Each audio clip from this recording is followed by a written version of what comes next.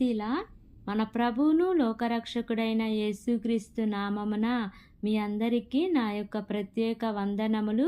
ఈ ఉదయకాల సమయమున దేవుడు మనకిస్తున్నటువంటి వాగ్దానమును చదువుకుందాం. యెహెజ్కేలు గ్రంథము 36వ అధ్యాయము 11వ వచనము.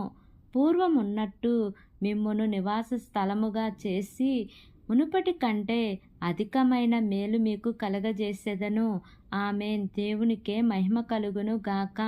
ఈ ఉదయకాల సమయమున దేవాతి దేవుడు ఈ యొక్క వాగ్దానము ద్వారా మనందరితో మాట్లాడుతూ ఉన్నారు. ఈ యొక్క వాక్యమును మనం జ్ఞాపకం చేసుకుంటే, పూర్వం ఉన్నట్టు మిమ్మను నివాస స్థలముగా చేసి మునుపటి కంటే అధికమైన మేలు మీకు కలగజేస్తాను అని ఈ ఉదయకాల సమయమున దేవుడు వాగ్దానం చేస్తూ ఉన్నారు. చాలామంది బిడ్డలు దుఃఖిస్తూ ఉంటారు. ఒకప్పుడు నేను ఇంతలా ప్రార్థన చేస్తూ ఉండేవాడిని, ఒకప్పుడు ఎంత ఆశీర్వాదం ఉండేది, ఒకప్పుడు ఎంతో సమృద్ధి నా దగ్గర నిలిచి ఉండేది, ఈరోజు నేను అన్నీ కోల్పోయాను. అది ఆత్మీయ జీవిత పరంగా కానీ, ప్రార్థనా పరంగా కానీ, ఆర్థిక పరిస్థితులు కానీ, సమస్యలు కానీ, మరి దేని నిమిత్తమైతే నా జీవితంలో ఇది లేదు ప్రభువా అని నీవు దుఃఖిస్తూ ఉన్నావో, ఈరోజు దేవుడు వాగ్దానం చేస్తూ అంటున్నారు, పూర్వం ఉన్నట్టు మిమ్మల్ని నివాస స్థలముగా చేయబోతూ ఉన్నారు.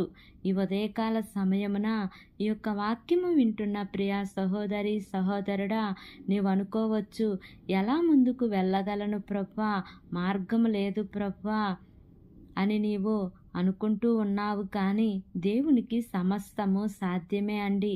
నీవు పరిపూర్ణముగా దేవుని మీద ఆధారపడితే, నీవు ఏ దారి లేదు అని నీవు అనుకుంటూ ఉన్నావు, కానీ నా దేవుని వద్ద దారి ఉంది అని నీవు అనుకుంటే, ఆయన ఖచ్చితంగా నీ జీవితంలో అద్భుతం చేస్తారు. ఎందుకంటే మన దేవుడు శూన్యముగా ఉన్న ఈ సృష్టిని సుందరమైనదిగా మార్చినాడు. బహుశా ఈరోజు నీ పరిస్థితి ఏ విధంగా నీవు శూన్యం అనుకుంటూ ఉన్నావో, దానిని దేవుడు సుందరమైనదిగా మారుస్తారు. ఆయన అంటున్నారు, మునుపటి కంటే అధికమైన మేలు మీకు కలగజేస్తాను అని అంటున్నారు.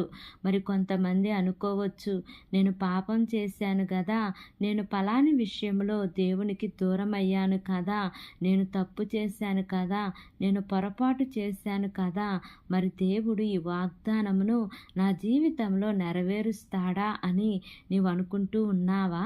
మనం ఎంత ఘోర పాపము చేసినా కూడా మన తండ్రి మనల్ని విడిచిపెట్టడండి.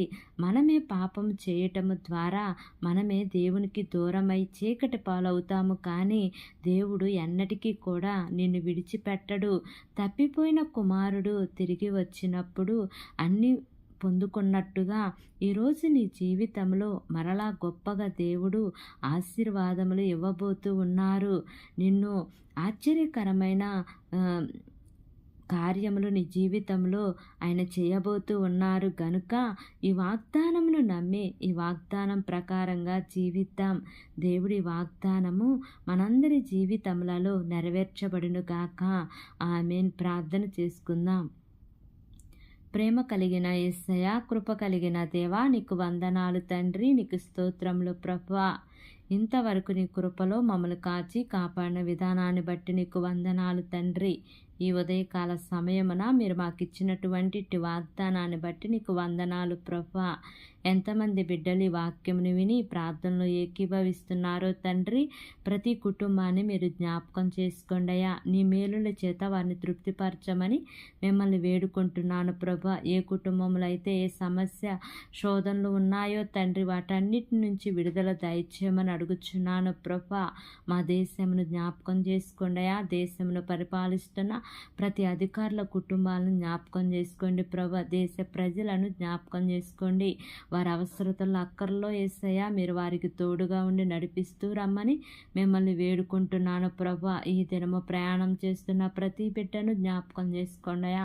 వారి యొక్క ప్రయాణాల్లో క్షేమాన్నిచ్చి సురక్షితంగా చేరవలసిన గమ్యస్థానానికి చేర్చమని మిమ్మల్ని వేడుకుంటున్నాను ప్రభా. నా ప్రార్థన ఆలకించి అంగీకరించమని నజరేడైన యేసు అతి పరిశుద్ధ నామమున అడిగి వేడుకొని పొంది ఉన్నాము తండ్రి. Amen, amen, amen. Praise the lord. God bless you all.